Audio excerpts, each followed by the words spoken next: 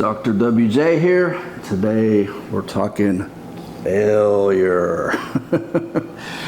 And this is one of those reverse psychology things where failure is actually a good thing when we're talking about working out. All right, generically, what is failure? So you got a 20-pound dumbbell and you're doing curls and you get to 12 and you're done. Okay, that's one level of failure, or we'll talk about these others here. So concentric failure is basically when you cannot lift the weight yourself anymore, okay? That's probably what most people do in the gym.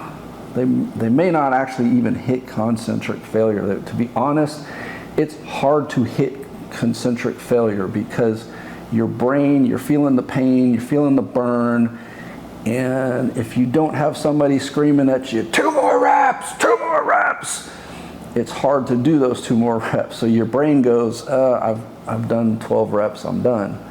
But concentric's when you can't lift it anymore. Okay, pushing a little bit beyond that, I think is ideal for most folks. And what that is when you're not able to do a complete rep, now you start doing partial reps until you just can't move the bar at all.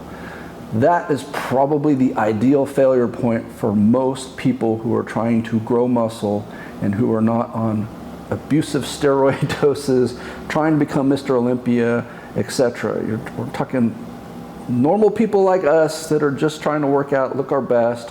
Maybe we're on a TRT protocol, medically prescribed to kind of get us back into an optimal range or whatever.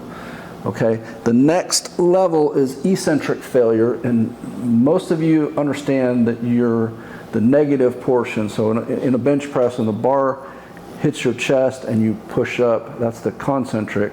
When you're lowering the bar, that's the eccentric. Okay, so basically the lowering portion of any exercise is the eccentric, or we call it the negative as well. You're typically about 20% stronger during the eccentric.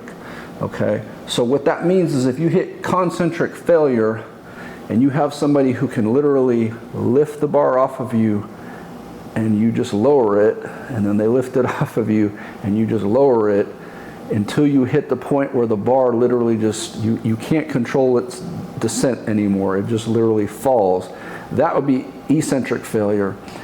For most of us normal folks, you don't want to do that all the time because that is really intense training, and it's going to be hard for most of us to recover from if we have normal jobs, normal lives, normal diets, and again, normal hormone profiles.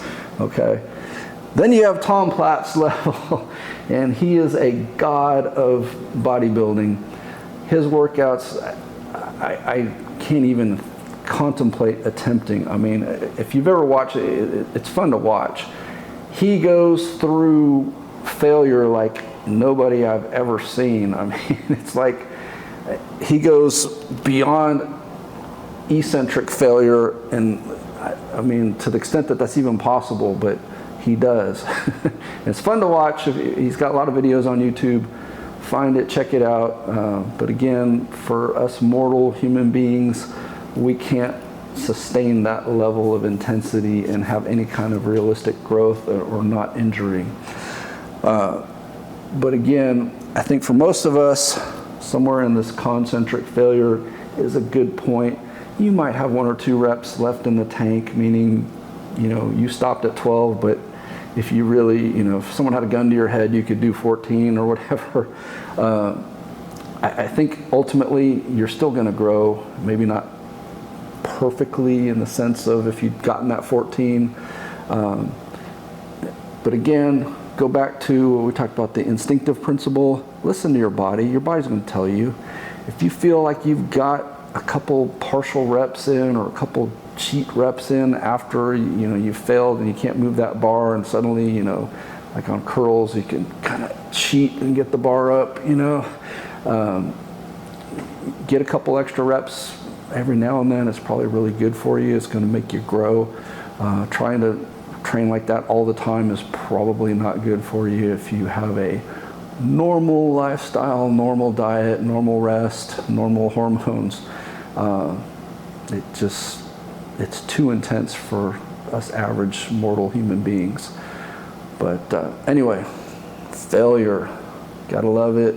So when you get that pump, you get that burn, you get that delayed onset muscle soreness, which is, 24 to 48 hours after your workout, you're just walking around feeling like, man, I feel that workout, it felt good. That's what you get with failure.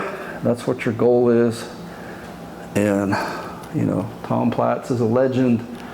Probably not a good role model for most of us to try to train like he did, though. Anyway, hope that was helpful. Stay strong. Keep lifting. See you in the next video.